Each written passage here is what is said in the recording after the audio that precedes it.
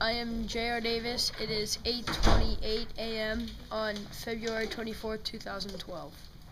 All right. Give me a foundation date and time stamp on what we're doing, DR.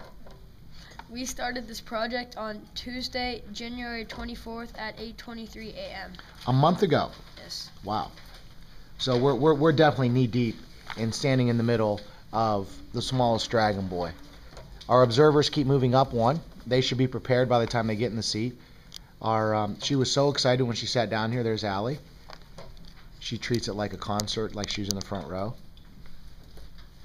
Really, she smiles a lot more than what she's doing right now. But what are we working on there? We are making a compare and contrast essay that will become a television show. We will compare the smallest Dragonboy to Avatar. Who's going to host that show? Me. Well, are you going to be James Davis, J.R. Davis, J.D.? J.R. J.R.? Yeah. Like J-A-Y''R? Or just letter J period R period? J period R period. What's the R stand for? Robert. James Robert Davis. That's a very dignified name. Okay. Speaking of dignity, why are we doing this? We're doing it because it will help me with comparing and contrasting and to talk in front of people while being creative and fun. All right, what are you reading off of? My standing in the middle pacing guide. Okay, could you lay that down so I can just kind of get a low-level shot of that? All right, what is your audience of who? The perfect audience of who would be the creators of Avatar, the writer of The Smallest Dragonboy, Anne McCafferty, and my parents. Okay, could Anne be here? No, she passed away. Okay, but we're dedicating this to her. Yes. So, yeah, I can't wait. I hope your parents can make it. Let's go ahead and jump up onto Stair 2. Tell me what you know about Stair 2. What I know of Stair 2 is that it's an evidence of word collection, and we're telling why that we are intrigued of this story or stories.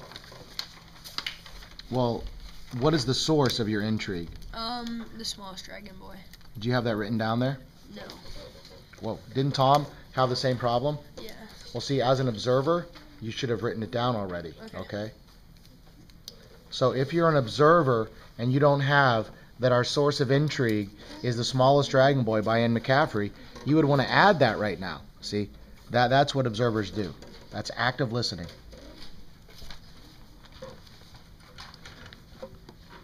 The left hand blocks his writing.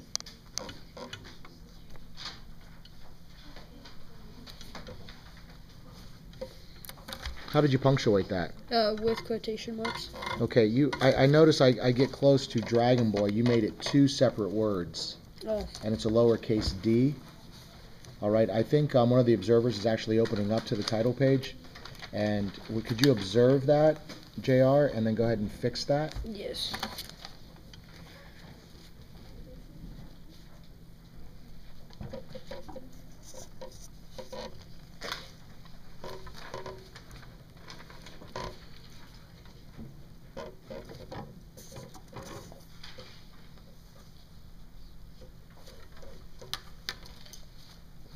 Okay, now that you laid the pen back down, you want to pick it back up and write down who wrote it. And make sure you know how to spell her name too, out of respect to her creative elements. It's kind of like when I'm messing around with your name, okay? Nothing worse than saying someone's name wrong or spelling it wrong.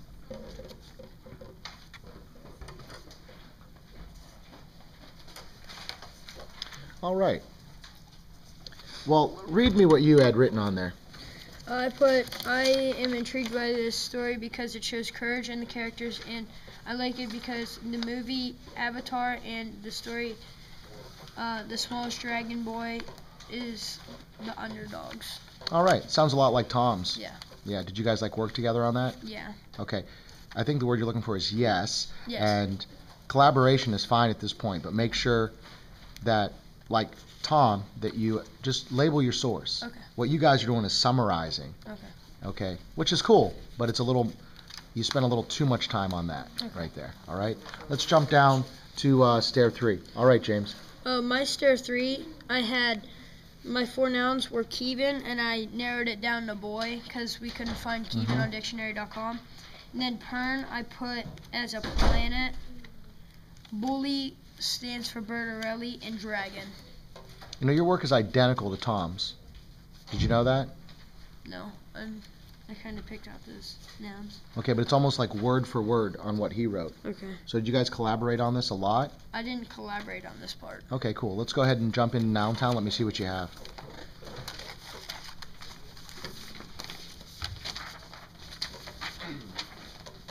I'm standing back because I think the Noun Town should... There we go.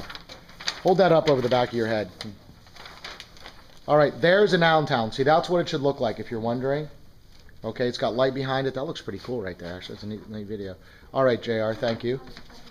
All right, now if you'd open up to your guide and your pacing guide for what each noun should look like.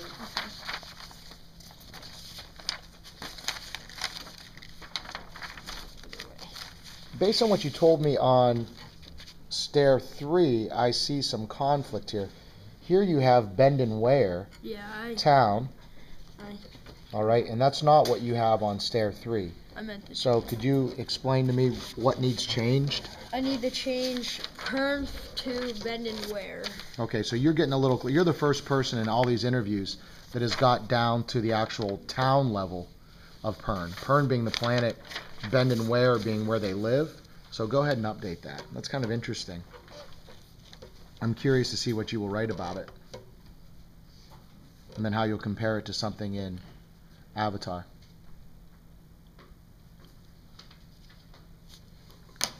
Okay, thanks for updating that. Now, tell me a little bit about this. I'm kind of curious. What is all this stuff right here? This is the date and what I verified it on. Okay, you use dictionary.com on an iPod? Yes. All right, cool. And these are my antonyms and synonyms. Okay, so bend and wear, you took it down to what level? A town. And what's a synonym? A city. And an antonym? A village. Are you sure? That's what it said on dictionary.com. Okay, so you verified it. It said Yes. an antonym opposite of a town to be a village? Yes. Because I guess we used to be a city in East Palestine, right? And then our population went to 5,000 or below. So now we're a village. So yeah, that's cool. All right. It looks nice and neat and organized. I think you followed it perfectly. Let's see. Did you visit the landing yet? Yeah, I'm currently working on it right now. I got some stuff. Okay. Tell me a little bit about the landing with Kevin. What kind of stuff do you have there? I kind of summarized him, and I've been trying to pick out some of the image grammar that she's been using for Kevin in the story. Okay, because summarizing is one of those words that gets us confused. So if we just take 6 or 7 points where she made him move, what you're going to find out is that essentially you are summarizing. Okay. Okay? And you're weeding out anything that doesn't need to be there. Okay. All right, so make sure you're labeling that image grammar, though. I really want to see that on Monday. Okay. All right, is that fair? Yes, that's fair. Are you started writing any sentences yet? Yes. Because we did a little bit of work on Stair 5 yesterday as a class. Did you record any of that stuff down? Yeah, I see some Stair 5 work that we did. You did a nice job with that, with the similes and the in-depth discovery. Have you started stacking your nouns at all? Yes. Oh, good. Started on Kevin. Okay, now, I can see your first sentence there, and you're the first person I've talked to about Stair 6, because we're almost 9 minutes into this interview. But it says, Kevin is a small little babe. All right?